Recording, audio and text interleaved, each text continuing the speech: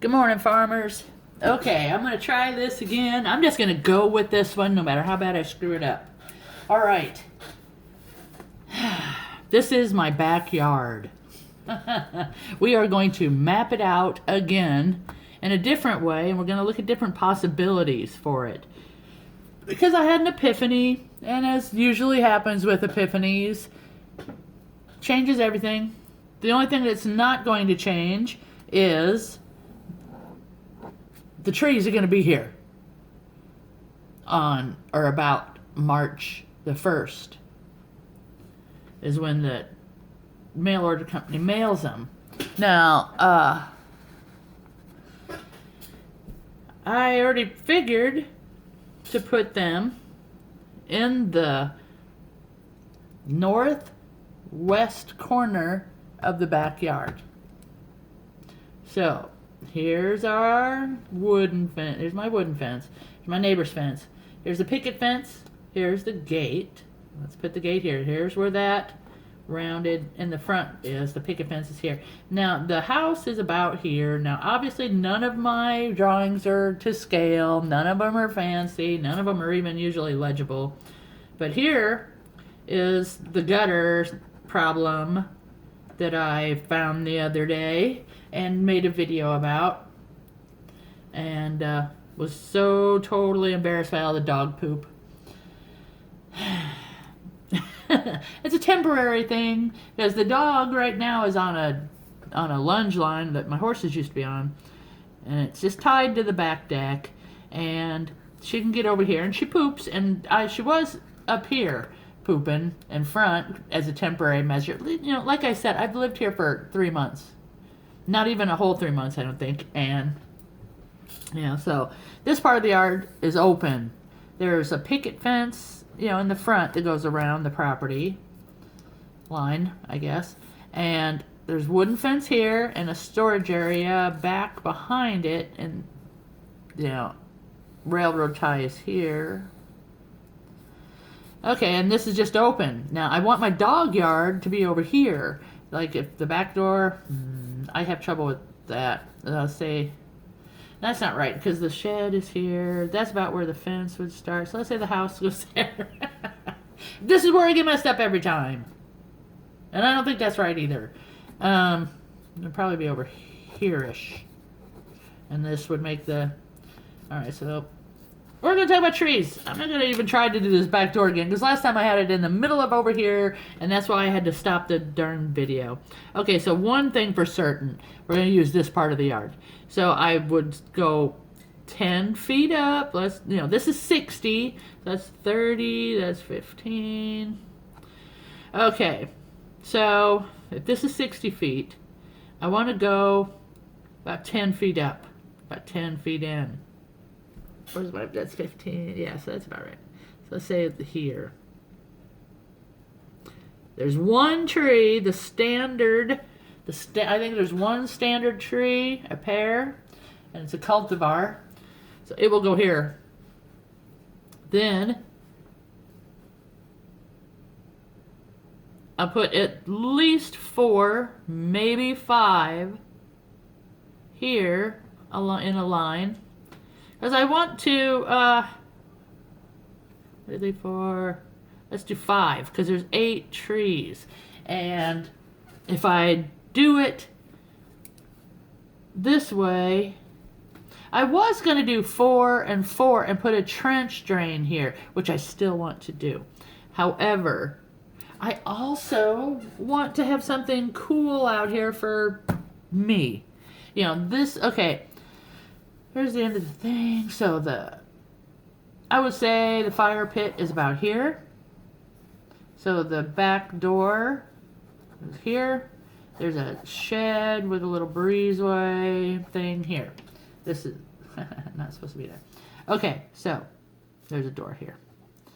All right, so here's my door. Here's my fire pit. So now if I put the trees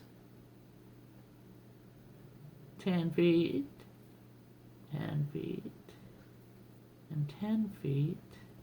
It would leave me room to add 2 more. Right? Maybe. 1, 2, 3. Let's see, 10, 20, 30, 40, 50, 60. That's too close. So I could add one more maybe. Just to bring it up to about here. But I don't know what I'd want to add yet. Maybe a pawpaw. But this would give me the fire pit. I also want to... See, the problem with doing it like this is there won't be any shade. Now, if I do it in a traditional... Let's put an X for here. I'll do it like so. 4, 4, 4. Then eventually move it out to here, make it. Then what we would have some shade that this would create, and the bush layer, and then an herb layer. See, around every tree, you should have your 3 components to make them successful. Now, well, it's not just to make them successful. If you do it right, everything you put in, you should put in, for every one thing, you should put in 3. That's the way it works. So you have your canopy, which is, well, see, now with a food forest, you have 4 levels. You have a canopy level, which is your top. You have your shorter trees. What the heck are those called? Let's just write shorter trees. Shorter trees. Then you have your bushes. Then you have your ground covers. So your canopy are your big tall trees like your nuts. Your shorter trees are you put them like towards the south if you put your tall trees in the back and then graduate down that way. But now the sun comes up over here. Let's look at like the sun's over here and it moves across the sky and goes that way in the summer. So you have to think about your diverse pattern of shade. And that shade can be important. Now, if you want to do, there's certain money crops that you can do that, I don't personally want to do. Well, that's not true. I don't think I have the room really to do a big money crop. Now, and most of the big money crops like ginseng take 5 years to do, and they need 75% shade. So, there's different things you can do to make money on small spots. But when I'm first doing is I'm going to create my orchard. I think, see, if I do the trees here and here, it's my bush. And there's my herbs and stuff around it. Right? My 3 levels. It'll be attractive. And then we can keep this. This is going to have to drain somewhere. But people say don't drink stuff off of the roof, and I wouldn't be drinking it, but would it be terrible if I had this, and put a trench here to collect some of this water that goes on my slope? Now you got to think, my slope, I have about a 1% slope. Now a 1% slope is like over 100 feet. It will be a foot down. Okay, let me see if I can put it. How can I? All right, if I do it this way, well, you'll be able to tell it better. All right, a slope. This is 100 feet. And it is 1 foot lower at this end of the 100 foot than it is at this foot. So if your pipe, that's what mine is. It's 1 foot lower down here at the wooden fence than it is up here at the house. Well, it's not quite a whole foot because it's only 60 feet, but you get the idea. It's about a 1% slope. So this water, if I put this, which I'm going to have to put a drain in here because this water has to be taken away from the house. Now, I could use this water out here in these trees, but I don't think I should have it drain directly into it. And I don't know how I would make a trench to go for these trees other than making small ones around the bases of the tree. And I don't know if that would even work. So, I mean, that's one of the things I'm going to find out about. See, now I'm learning. I don't know anything about this stuff, and I'm going to make mistakes, I'm sure. But the best thing you can do is just to keep learning. You know, I watch a lot of videos on French drains and trench drains, and you can do a lot to save the water and cut down on your watering. I need to either install some kind of drip irrigation, or because this is a municipal water system. So when you have a municipal water system, I get 400 cubic meters a month, which is a cubic meter is what, 7.5 gallons.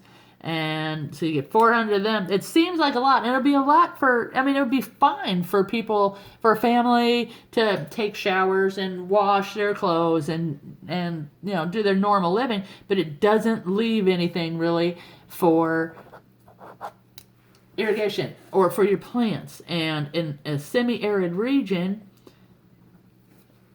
you need to do something to collect, the water when it's raining. Well, not really to collect it, to conserve the water in your ground. Now you can also put berms, which will keep the water in, but it'll flood it there. And I would have to have berms all the way up here too, but it would flood all this, and that's not really an ideal situation for me.